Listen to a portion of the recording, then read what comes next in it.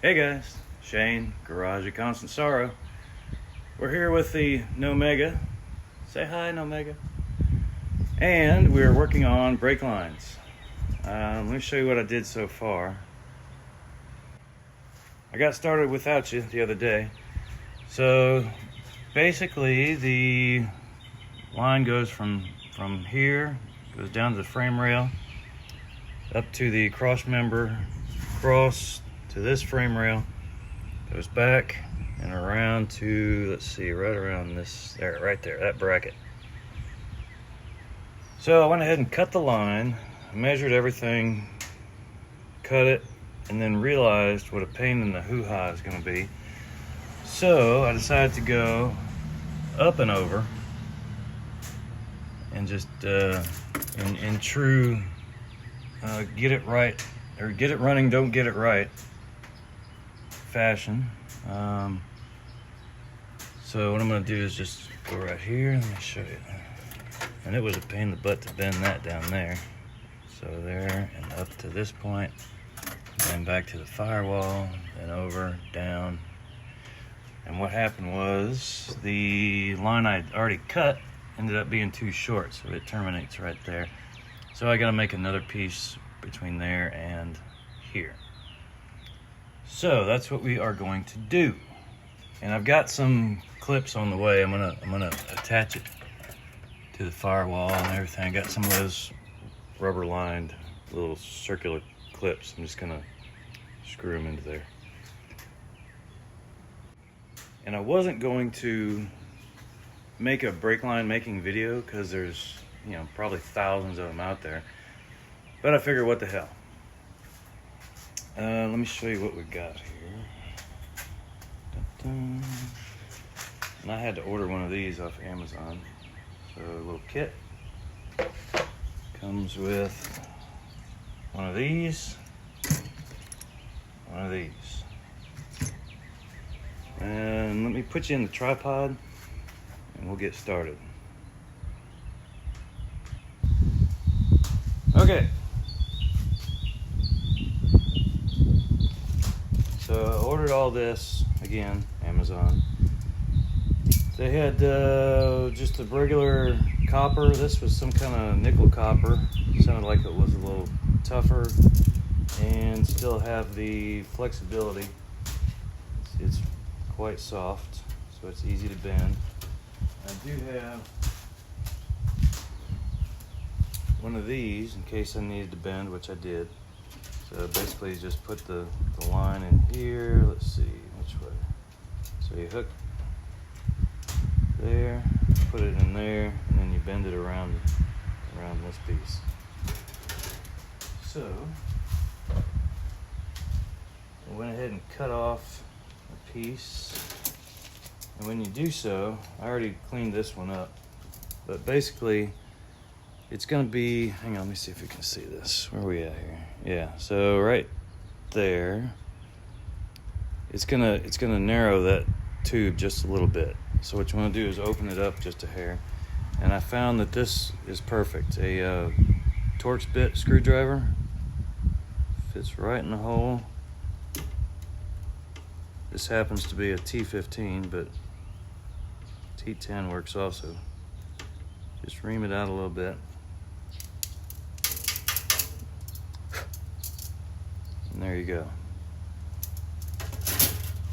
So we have, all right, now whenever you do this, if you have one end that's already attached to something, don't forget to put on your nut first.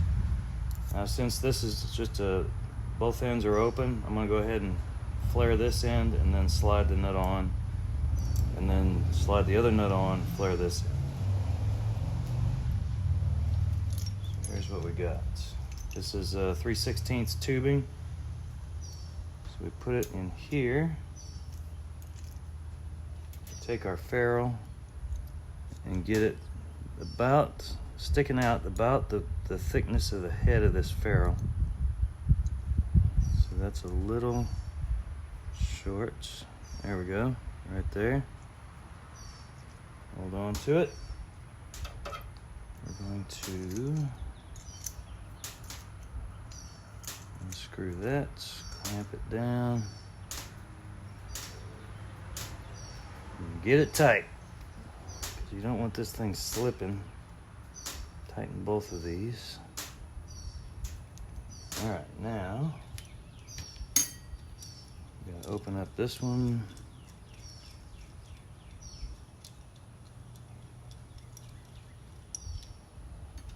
God, I can't tell if I'm in the frame. There we go. Right over here. All right, so we gotta take, first thing it's a double flare, so we're gonna take this ferrule and it's gonna kind of curve it in at the end and then flare it out a little bit just below there. So whenever you do the other part of the flare, it pushes these in. Like that. Right there. Oh, we're a little short. There we go, right in the middle of that. It would really help to have a workbench at this point. Try and make sure it's straight. You can see I'm a little off center. I don't think that matters too much, but I'm a perfectionist. So I'm gonna make it perfect. Oh, close enough. All right, then crank it down.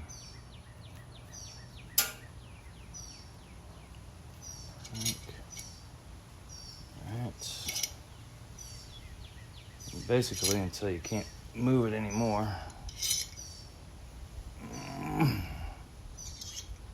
Hope you ate your Wheaties today. There we go. For all you youngsters out there, that was a breakfast cereal. Okay. Take that out. That's what you get. Now we're going to take the same one back again. Put that in there. Now,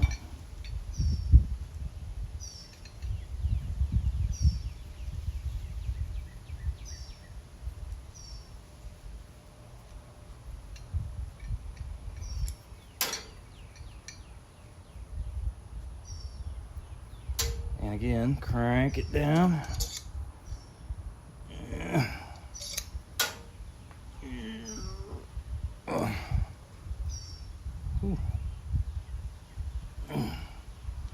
Break it loose.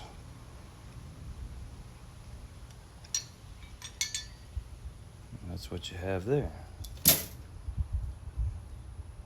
Now this, well, that shouldn't matter. It's just a hair. Here, let me see if you can see that. Just a hair higher on one side than the other. I don't think that's going to be an issue. Unscrew that. Unscrew that. And there you have it. Again, make sure you have your nut on the right direction. There's your flare. All right, I'm going to do the other side and then we'll put it on the car.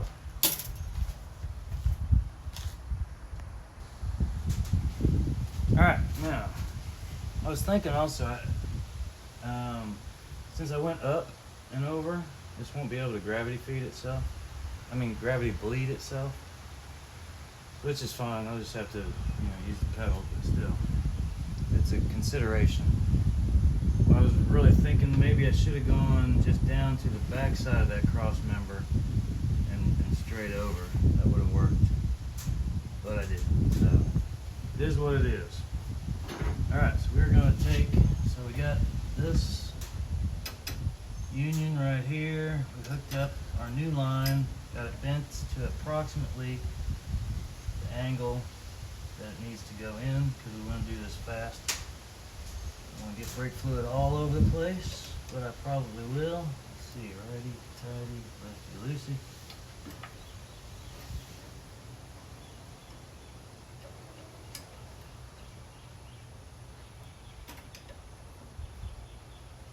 took this off once already, so it should be fairly easy to come off. It's already leaking fluid. There we go.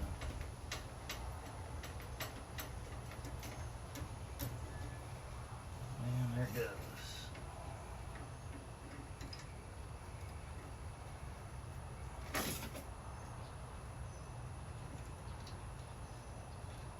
My big fat head in your way?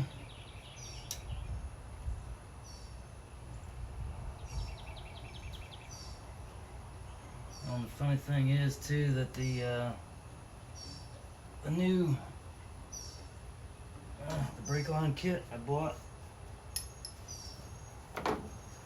is metric. The nut sizes are metric, so I had to switch up the wrenches that I use.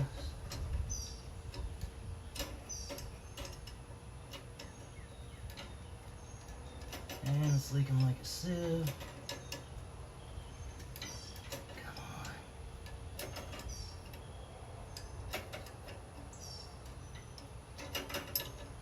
There we go. Tight. Tight.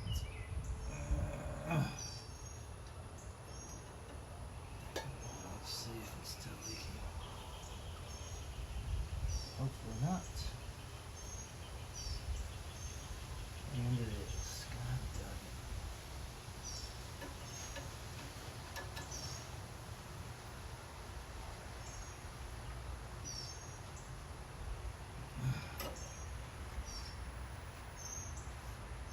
Look for a leak.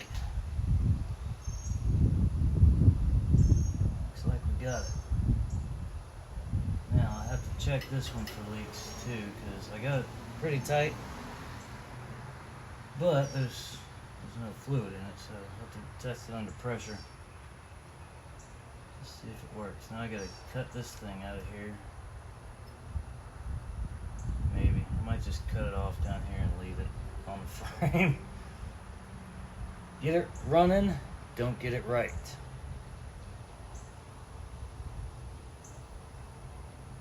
Alright, so there you have it. Easy peasy. Alright, now down here at the caliper, we got the new hose. I had to cut the old one off. And then so bend this to where it's going in approximately straight on this bracket. I'm going to have to bend it a little more because it wants to rub on the control arm washer. So we'll do that after we get this one installed. Hang that right there. Got the old clip. So basically this goes in the hole, pretty sure one way. Look. Yeah, so there's a wide flat spot and then a narrow one, so they only go. Oh, wait a minute, that one's not big enough.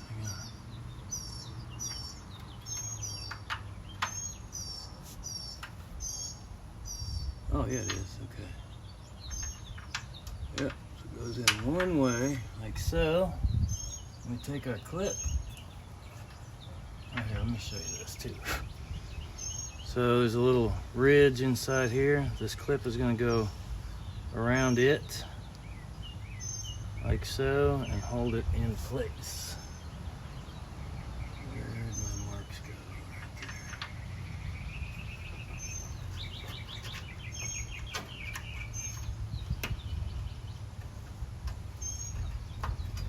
And it's a very tight fit, so you're probably going to have to get some pliers or hammer or something.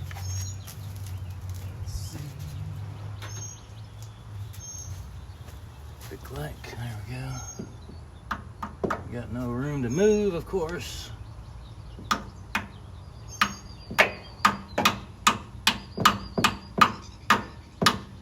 But that seems to be all we need.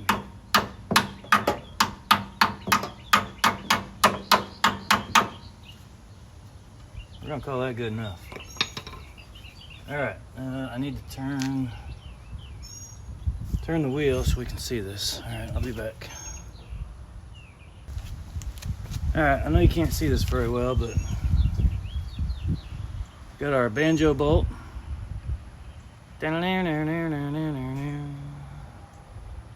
Copper washers.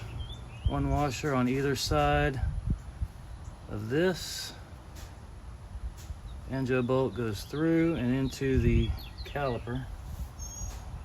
And they put this on here weird, man. It actually goes up and around this way. I did double check that is the proper routing, because I thought somebody else screwed it up. But no, that's right. And you got to bend this at such an angle that it's really kind of tight. It only goes in here one way. I know you can't see this, but there's two bosses that stick up that go around here, so it can't turn while you're tightening it down.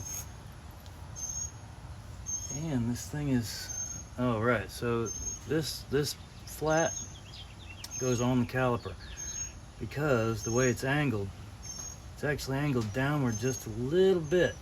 So we gotta flip this, let's see, around this way and go on the caliper like so. But like I said, it's tight. All right, let's go ahead and put these on here. The bolt goes through.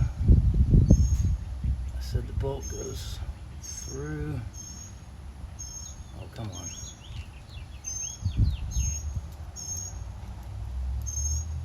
The bolt goes through, thank you. Other washer goes on, we flip it. Try and get it. Alright, so we'll at least get it started without being perfect, and then get it lined up after we get it in there. Yeah, man, that is just the weirdest thing. They could have made this hose, you know, an inch longer. Oh, sorry if you can't hear me. I tend to start getting quieter as I talk. My voice doesn't carry.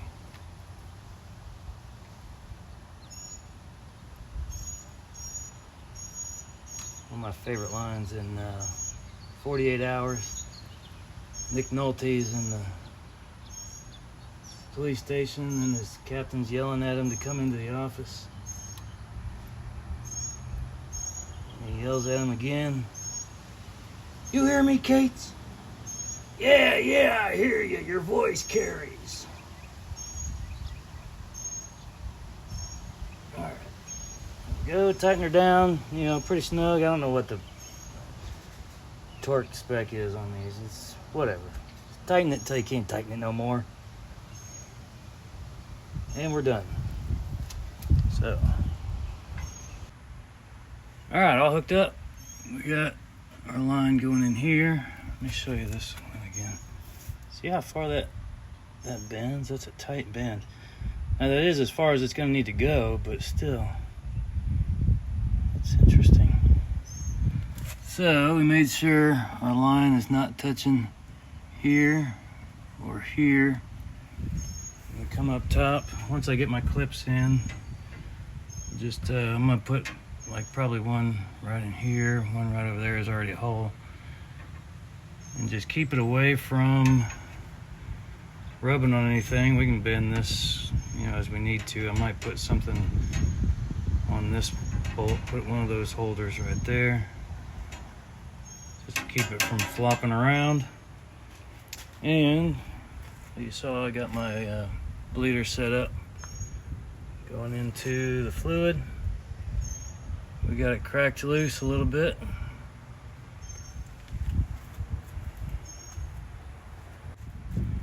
Basically, we're just gonna pump the pedal slowly, just push all that fluid out and that air, and check it after that. Well, I can't actually road test it yet because I don't have it running, but it's done, basically. We'll bleed it, and then we'll be finished with that and move on to the next one.